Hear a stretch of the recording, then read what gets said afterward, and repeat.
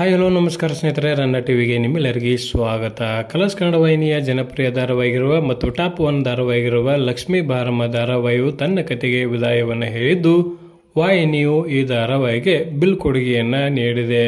ಇದರ ಬಗ್ಗೆ ಇಂದಿನ ವಿಡಿಯೋದಲ್ಲಿ ತಿಳಿದುಕೊಂಡು ಬರೋಣ. ಮೊದಲ ಬಾರಿಗೆ ನಮ್ಮ ವಿಡಿಯೋ ನೋಡ್ತಿದ್ದರೆ ಉಚಿತವಾಗಿ ಸಬ್ಸ್ಕ್ರೈಬ್ ಮಾಡಿಕೊಳ್ಳಿ, ಪಕ್ಕದಲ್ಲಿರೋ ಬೆಲ್ಲೈಕನ್ ಮೇಲೆ ಪ್ರೆಸ್ ಮಾಡಿ. ನೀವು ಸಹಿತ ಈ ಧಾರಾವಾಹಿಯನ್ನು ಇಷ್ಟಪಡುವುದಾದರೆ ಈ ವಿಡಿಯೋಗೆ ತಪ್ಪದೆ ಒಂದು ಲೈಕ್ ಮಾಡಿ.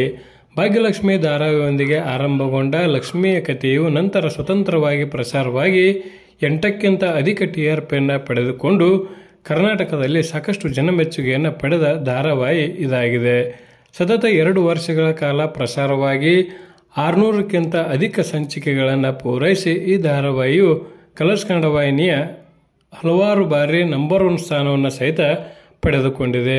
ಯಶವಂತ್ ಪಾಂಡು ಅವರ ನಿರ್ದೇಶನದಲ್ಲಿ ಮೂಡಿ ಬರುತ್ತಿದ್ದ ಲಕ್ಷ್ಮೀ ಬಾರಮ್ಮ ಧಾರಾವಾಹಿಯು ಲಕ್ಷ್ಮಿ, ವೈಷ್ಣವ್, ಕೀರ್ತಿ, ಕಾವೇರಿಯೊಂದಿಗೆ ಕತೆ ಹೆಣೆದುಕೊಂಡು ಹೋಗಿದ್ದು ಒಳ್ಳೆಯ ಜನಮೆಚ್ಚುಗೆಯನ್ನು ಪಡೆದುಕೊಳ್ಳುವಲ್ಲಿ ಈ ಧಾರಾವಾಹಿಯು ಪ್ರಮುಖ ಪಾತ್ರವನ್ನು ವಹಿಸಿದೆ ಎಂದೇ ಹೇಳಬಹುದು.